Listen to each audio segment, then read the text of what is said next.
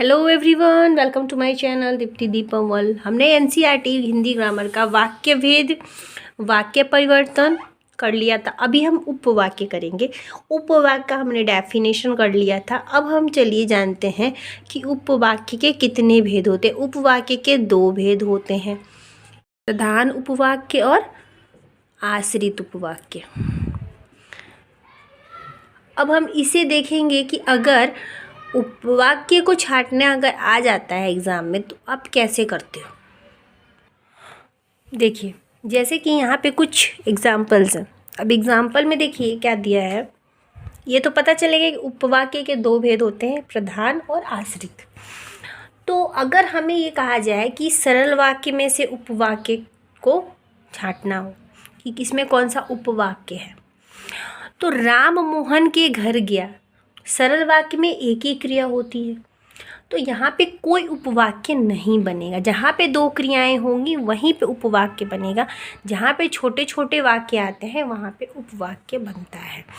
जैसे कि राम, ये हो गया सरल वाक्य आपका, क्योंकि यहाँ पे एक ही क्रिया है गया, तो ये आपका सरल वाक्य हो गया। नीचे आते हैं संयुक्त वाक्य में। राम मेरा अच्छा मित्र बन गया लेकिन मेरे साथ नहीं गया, तो यहाँ पे दो क्रियाएं हैं लेकिन इनको जोड़, जो यहाँ पे छोटे छोटे ये वर्ड्स हैं, वाक्य हैं, ये आपके क्या है, उपवाक्य हैं।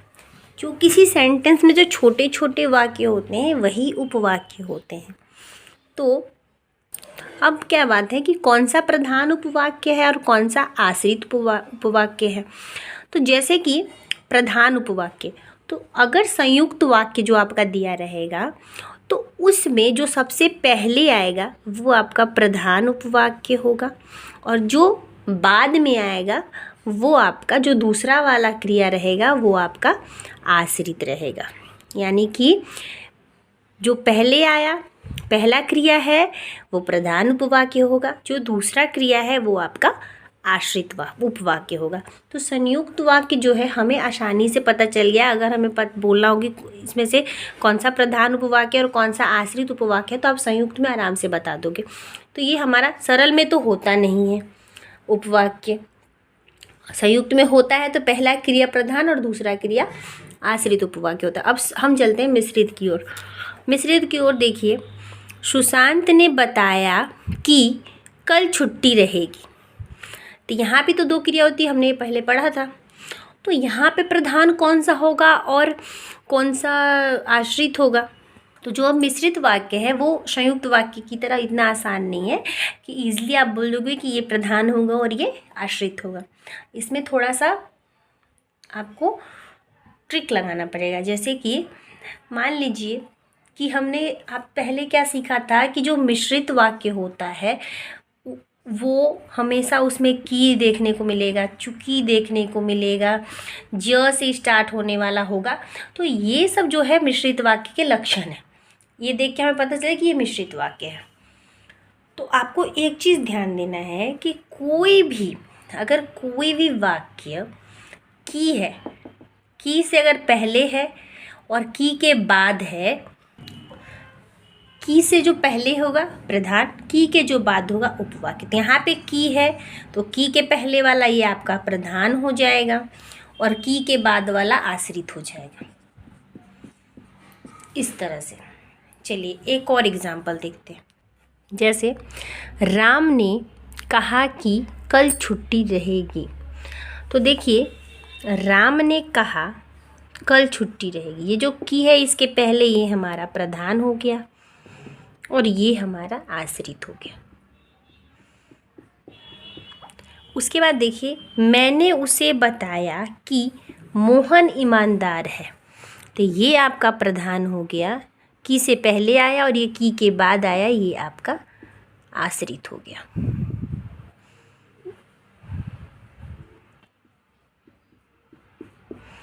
ये हो गया, ठीक है।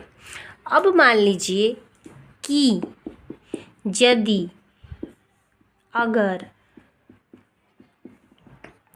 ज से शुरू होने वाला कोई सा भी अगर आपको ऐसा सेंटेंस मिलता है, की के पहले वाला तो हो गया कि प्रधान वाक्य, लेकिन जो भी ये सब से मिलने वाले आएंगे ना तो वो आपके आश्रित वाक्य ही होंगे। अगर इस शब्द से शुरू हो रहा है कोई, तो उसके बाद का जितना भी सेंटेंस होगा वो पूरा आश्रित होगा। अगर के बाद का भी सारा सेंटेंस, यदि के बाद का भी सारा सेंटेंस आश्रित होगा, और ज से भी अगर शुरू होगा तो वहाँ से पूरा सेंटेंस आपका आश्रित हो जाएगा।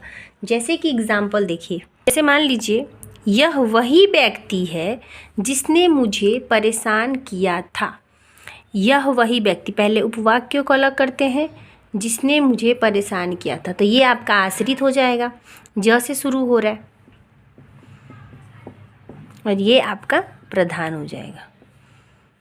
अब इधर नीचे देखिए, जब प्रशांत घर पहुंचा तो अतिथि जा चुके थे। ज से शुरू होने वाला शब्द, यदि से शुरू होने वाला शब्द, अगर से शुरू होने वाला शब्द, सारे क्या होते हैं? आश्रित होते हैं।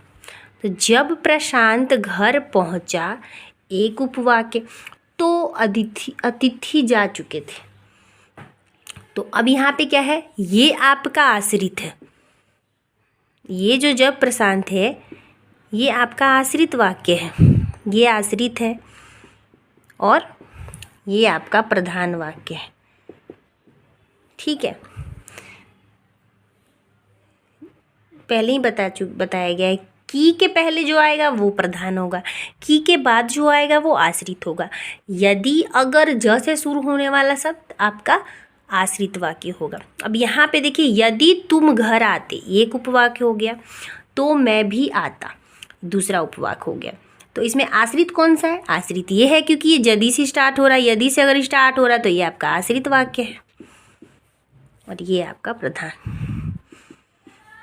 समझ में आ गया होगा? पक्का आ गया होगा। तो हमने क्या क्या सीखा? वाक्य भेद, वाक्य परिवर्तन और उपवाक्य, हमने तीनों चीज़ सीख लिया। इसी के साथ किसी नए टॉपिक के साथ नए वीडियो मिलेंगे। सो आई होप सो आपको वीडियो पसंद आया होगा। वीडियो पसंद आया हो तो 2-3 सेंटेंस देती हूँ, उसे आप बताइए कि इसमें कौन सा मिश्रित है, कौन सा सरल है और कौन सा संयुक्त है। ठीक है, और ये भी बताइएगा कि उसमें कौन सा उपवाक्य कौन सा है।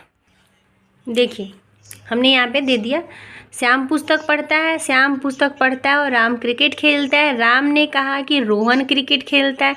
यदि वह व्यक्ति घर आता तो बहुत अच्छा होता। अब इसमें से आपको मिश्रित, संयुक्त और सरल वाक्य छांटना है। उसके बाद ये भी बताना है कि इसमें कौन सा उपवाक्य, कौन सा प्रधान उपवाक्य है, कौन सा आश्रित उपवाक्य है। सो इसी के साथ मिलेंगे फिर नेक्स्ट वीडियो में। तब तक के लिए वीडियो लाइक, शेयर और सब्सक्राइब करो। प्लीज़ चैनल को सपोर्ट करें। Bye bye and thank you.